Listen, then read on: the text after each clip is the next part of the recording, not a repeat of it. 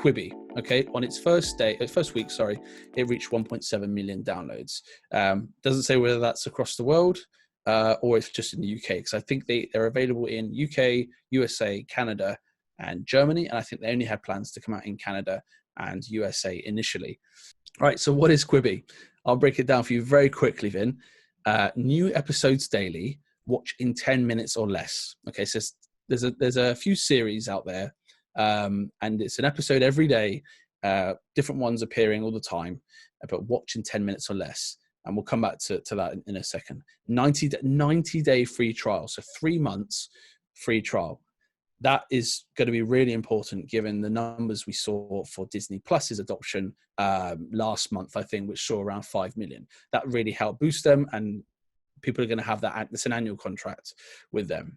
Now, they also talk to themselves about their tag, or part of their detail is watch movie quality shows designed for your phone.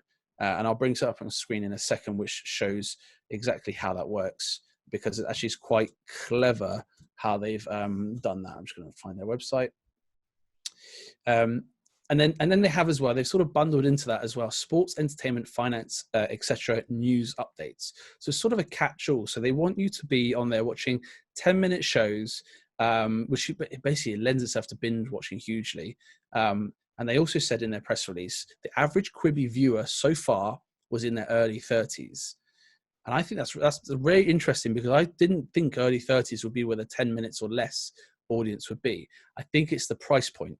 The price point isn't much. I think it's $7.99 a month for ad-free, $4.99 a month for ads, basically, for an ad version. So you still have to pay $4 and you still get ads. Yes, yeah. It's a very quirky model, and I think I put on the Wikipedia here because it had their original investment number. Let me just find how much they. In 2018, the company raised $1 billion from 11 major investors, including Walt Disney, NBC Studios, Sony, Warner Media, Liberty Global, Viacom, and the Alibaba Group. So that gives you an idea of the type of backers they have. $1 billion to develop an app. That pitch deck, I mean, technically, it's another video channel right now. One thing that strikes me that is a subscription model. Like YouTube has tried to do the subscription model for YouTube Red, I think it was, or something. YouTube like Red. They then tried to make it free, or they tried to, and I don't know the numbers on it. And again, this tool's actually, I'm probably quite naive when I'm coming to an opinion on it. Be quite interesting, like, what is the USP on it? It's a 10-minute video. I know we had Vines and we had the stories and things like that. They're eventually going to have this suite of channels. Like, okay, that channel's a 1-minuter, that's a 2-minuter. Yeah, 3. Do you know what I mean? But there must be some really unique content coming up. However, on the flip side of that, if you think about Jay-Z when he launched his music service, what was it called again? Tidal. Tidal. And it was all exclusive Beyonce tracks or exclusive Jay-Z tracks. Failed Disney. Yeah. And a lot of people think that that's the be-all, exclusive content. And trust me, this stuff will be pirated anyway. Again, I don't want to be like eating my words in a few months because this thing's taken off. I mean, I still slate TikTok now, but I think that's because I'm 45 years old. But I'll watch it. I'll probably end up downloading it and have a look at it. And if it's high quality production, there's two sides to it. Like YouTube success and Instagram stories success or TikTok success is off the back of amateur made video, amateur content. Yeah. Yes, some people do some high quality stuff, but I don't know. I'd be interested what they're planning on doing. The other thing, so I'll stop talking in a minute, is with this influx of streaming services now, there's a fight for subscription payments. Yeah. So us alone at home right now, Amazon Prime, Netflix, Disney Plus, Apple, but you know, we've got it free for a year with the device. You got it free with a new device, yeah. But it's going to become a battle now. But why would I don't know if it's, and especially with that age group as well, like it's, I don't know, I don't really understand this, and I don't want to give too much of an opinion, but I don't know, it sounds a bit. No, I think you're spot on. You covered a few things there, which my question is, we've got in marketing and content marketing, you have short form, you have long form, okay? And it's very easy to understand which ones those are and which category things fall into. You have Instagram stories that weren't around when the term short form was created, but Instagram stories for me are short form because each one can be limited by a certain amount of time. But with this is somewhere in between. And let's be very clear, YouTube videos, generally, if you're creating them for a company, they are considered long form because they're generally take a bit more time to produce. And that's generally the guide. If it's something quick and easy to camera, like on your mobile, and you're doing Instagram stories, short form because it's very easy to create. Long form is obviously where it requires more effort. So a film obviously falls into the category of long form, but we don't generally talk about that for social media. These guys are basing their entire bets on, and it's not their entire bet, but it's the majority of their product is on these 10-minute videos, 10-minute series episodes. And I'll get into in a second into some of you talked about the exclusivity, and I've got something in here for you as well, which surprised me actually, some of the names associated with the shows on here. So they do have their own shows, which is something I researched just to make sure somebody hadn't repackaged up a few shows, because there's one, actually, let me get into this now. Yep. The shows I saw, had celebrities like Kevin Hart and Jennifer Lopez acting alongside. I was like, okay, there's a pretty modern, so Kevin Hart especially, he draws a really big crowd, quite a young crowd as well, and he does quite well on social media. He's just had a huge hit with what's it called, Jumanji, the 2 films. So Jennifer Lopez, obviously still quite relevant in there. So she's obviously being a big former movie star. So it might have taken quite a lot of money to get her to come out and do a series. Lawrence Fishburne, not somebody I expected to be on this platform at all. And then, all right, then we get to Idris Elba. Now, Idris Elba is doing a TV show with Ken Block. I mean, 2 quite big names, Idris Elba for his acting, Ken Block in the racing sphere. I made the assumption that they'd taken this TV show, can't remember the name of it, I think it's just called Elba versus Block. And I just thought maybe they've taken this TV show from somewhere else and then just gone, yeah, we'll sell that in like do with most TV channels. We'll say we'll sell the licensing to you and you can show it. And then the last series, the one I think they're playing on the most, is Liam Hemsworth acting alongside Christopher Waltz of, So you have some pretty big names there, and that's that exclusivity. They seem to have these shows locked down that they're creating themselves. Now, they're only 10-minute long videos, but they obviously have something there. And now the reason I'm interested in this 10-minute long video is because that has become the norm on YouTube for advertising reasons. So creators on YouTube will create 10-minute, thereabouts, just over 10 minutes generally, in order to benefit from having multiple ad rolls in their videos. And that's what YouTube has tried to push on them, because they realize that people are more invested in those types of videos and being 10 minutes as opposed to 1 or 2 minute long videos that had an ad for 10 seconds at the start, which is what used to happen. So they made it so as they can have beginning, middle, and end, and sometimes a couple either side, depending on the length of the video. So that 10-minute is obviously something that Quibi has latched onto and has stuck a lot of money on the line for. And I hope it pays off for them. It does sound interesting. There's something in that 10-minute thing. There's obviously been the research in there. I'm also thinking that because of this 30 age group, are these the original back in the day Viners who are so used to bite-sized content that they're now maturing? They want maybe just a little bit more, but they don't want to commit to an episode of 45 minutes or something. Do you know what I mean? It's like, is it that kind of stuff? It'd be interesting how you tell stories on this thing as well. What content is it just going to be, you're not going to do a major blockbuster on there. However, if you had, was it Christopher Waltz and Liam Hemsworth? Yeah. If you had them together and filmed for 2 hours and each episode was 10 minutes, you've probably got season 1 and 2 done that you can release. Do you know what I mean? Yeah. Something I forgot to say is these episodes are released daily.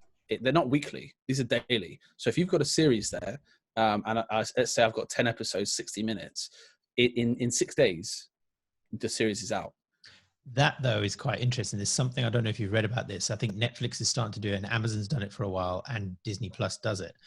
And when you sign up, their major shows like on Disney Plus, The Mandalorian, or on Amazon Prime, Picard, or something like that, they look at your sign-up date and only then do your episode rollouts come. So they will do an episode, like Netflix does a box set, you can binge watch that. Oh, okay. So what happens is if you go onto Disney Plus now, today, you only see episode 1 of Mandalorian this week. And then every week subsequently. What they were finding is that people were signing up, binge watching, getting out. Yeah. So they're starting to realize we need to stagger this. And that might be what this company's going to do. So let's say you sign up for Quibi, you get in there and you start from episode 1, and then episode 2 comes out. So it's staggered release. I don't know if they're going to do that, but it might be interesting. One of the things I did notice was that alongside the collateral they have around episodes and series, they also have daily essentials. So I think they're going to really play to the old E channel, and like basically the sort of the gossip channels, the gossip shows. I think that's what they're playing into as well. They realize there's quite a few things they can do there and bring those into 10-minute episodes. So they're probably porting. They may have even reached out to some of the big people on YouTube who are doing this and saying, we'll pay you a subscription. 100% they're going to bring influencers over. That's the only way they can pack up the numbers. Yeah. I think just go back to your point there about staggering releases. I'm really interested because I actually saw some criticism. If you watched The Witcher on Netflix, it was criticism over their release schedule. And they said The Witcher was such a big hit that they would have benefited massively if they hadn't released it all in one go. Because they had one marketing opportunity up front and at the ends, pretty much. They couldn't do week to week or even month. There was no opportunities in between the shows to build up attention to it, to really get Netflix. I'm not sure why they did it. I don't know why they released it. They released it just before Christmas or something, maybe at the start of the year. I can't remember when it came out. I don't think they realized how big it was going to be. Potentially, season 2 they've just halted production now because of COVID, but it'll probably be what you were saying then for this next season. They're going to realize, shit, this is bigger than we thought. I think it was the same with Game of Thrones when that first came out. They did not realize, well, not Netflix, but the production studio. So you'll probably find that what you've just said might be applied to season 2, if it ever gets filmed, for that matter. Yeah, I hope so, because that is where the marketing can really shine. Because actually, the criticism was around this whole they didn't leverage enough the sort of social media aspect of they had a song. Toss a coin to your Witcher, right? It was such a big deal at the time, but the problem was it was over and done with because everyone moved on to the next episode, or some people watched 3 or 4 episodes a night, and that song lost its impact. They didn't have the opportunity to leverage that. If you go over to Reddit, it's a whole different ball game on there. The memes it's still going are insane. Like it's I think I've got it in my Apple Music as well. There's even a techno version or something. Yeah, and I was amazed actually. I think in this piece I read was all about how they missed an opportunity with SoundCloud rappers, or SoundCloud sort of versions of it, where people were putting stuff out that was finding its way into Instagram videos, and it was becoming more and more. It was the meme culture, the internet culture was driving this thing forward. But before you knew it, the series was over. So loads of people just lost this opportunity to hear and see it. Yeah, there was a halo effect off the back of it. Like I ended up re-downloading Witcher 3, the game. And I'm sure they made a lot of money. I don't know who the company was, but they said CD Projekt Red. Is that it? Yeah, they said that influx of downloads because of this. So they're probably talking about. I know the game is truer to the book than the series is, or the other way around. I'm not sure, but yeah, it was like an underlying. It was like a secondary show. It wasn't really that big. It wasn't promoted, and I think similar things happened with The Walking Dead back in the day. Became the biggest show for other people, so they don't realize. Wow. So you'll probably see exactly what you said. The marketing on this for season 2 will be 300-400% more than that, because everybody that I spoke to The Witcher. I think it filled a gap that Game of Thrones left, in a sense. It was good. It's bloody good. Absolutely. And so actually that leads me to a really, really good idea. You were talking about there about attention effectively, and on people re-downloading the game and enjoying it and stuff. Watch time is such a big metric, right? YouTube's one of their biggest metrics. If I put out a 10-minute video and you watch all 10 minutes of it and don't skip through any of it, don't close it halfway through, that is such a huge metric for any kind of ad revenue I might be getting off it. With Quibi, you're effectively removing that, not removing it, but you're minimizing impact because you're only creating 10-minute long episodes. You can't just skip through and you'll miss something. So effectively they're making sure that your attention to their show is paramount, because in that 10 minutes, if I watch a film for an hour-long film or a 2-hour-long film, I can space out and miss bits and come back to the story and be fine. But I couldn't do that with a 10-minute show. If I miss a piece of dialogue from that, I'm buggered. So I think fast paced, but it's also, I mean, I don't know if this is true, and I've read it somewhere that I know Netflix uses watching data. So they'll see in an episode when somebody's paused, or when somebody's skipped, or when somebody's watched full, and they try, there's a lot of variables in place, and it helps them write their scripts as well. I don't know if you've noticed, if you've ever watched a Netflix original box set, some episodes are half an hour, some episodes are 57 minutes. So most TV shows times were defined by the ad breaks. So they were normally 45 minutes, and they would have an hour to slot in with ads all around them. And that would define the length of a show. Netflix doesn't have ads. Yeah. They could do a 2-hour episode if they wanted to. But what they do is they'll look at it, and they might find like, well, look at this. From episode 1, 2, people started dropping off here. Right, let's make episode 3 a bit shorter with a really kick-ass cliffhanger, and pull it back for the longer episode 4. And it's just, they're probably using you've seen the data on YouTube where you can see where people drop off. You can see where more people came in, where did they skip to? And you probably inevitably would use that data to write your next script for your video. Because you know, I don't need such a long intro because people drop off, or so the data's there and they're using it. Do you think that makes better TV? Yes. Or better watching? Although I don't know what went wrong with The Irishman. It was a great film, but my God, it was long.